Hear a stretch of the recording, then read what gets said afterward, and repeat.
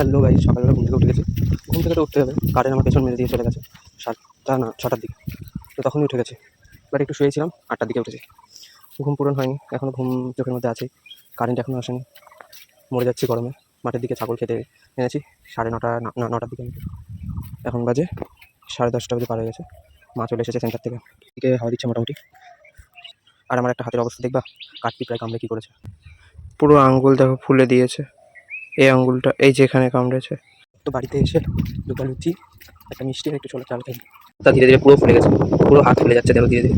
যাই হোক, আমার স্নান তো অনেকক্ষণ আগে হয়ে গেছিলো। এখন ভাত খেলাম 2:30 বাজে। ভালো লাগছিল না, অনেকক্ষণ আগে স্নান হয়েছে, তখন খেয়ে নিতে বললাম, বাট খেলাম না, ভালো লাগছিল না। ঘুম থেকে 3টার দিকে উঠলাম বাধ্য হয়ে, আবার কারেন্ট চলে গেছে। তাহলে ঘুমাবোটা কী করে? ওই জন্য ঘুম থেকে উঠে গেলাম, দিয়ে এখন মাঠের দিকে ছাগলগুলো নিয়ে আসলাম। বাড়ির বসে থেকে তো গরমের মধ্যে মরার থেকে মাঠে চাষে হাওয়াটা খাওয়া মেন আরাম। শয়তানগুলো আমাকে কামড়েছে গাইস, এই শয়তানগুলো। এখন আমরা আসলাম বল খেলা ফিল্ডের দিকে গিয়ে দেখতে, আর পেছন দিকে আমার অবস্থাটা কতটা খারাপ হয়েছে। অনেকদিন পর ফরেস্টে আসছি, পুরো হয়েছে কি সুন্দর। একদিন উঠবো এরপরে, এখন ওঠা যাবে না, মাটিতে উঠলেই পুরো নিচে নেমে পড়ে যাবো। দারুণ, দেখো উঠবো আসার সময় করে উঠবো পুকুরটা দেখতে। ও দারুণ লাগছে, বিশাল বড় পুকুরটা। ও ভাই, নিচে নামা গেলে দারুণ হতো, বিশাল বড় পুকুরটা। ওই দিক চা খাওয়া দাওয়া করলাম, এখন বাজে 7টা। প্রচণ্ড গরম লাগছিল, তাই শ্যাম্পু দিয়ে আবার স্নান করে আসলাম। এখন বাইক নিয়ে একটু বেরোবো।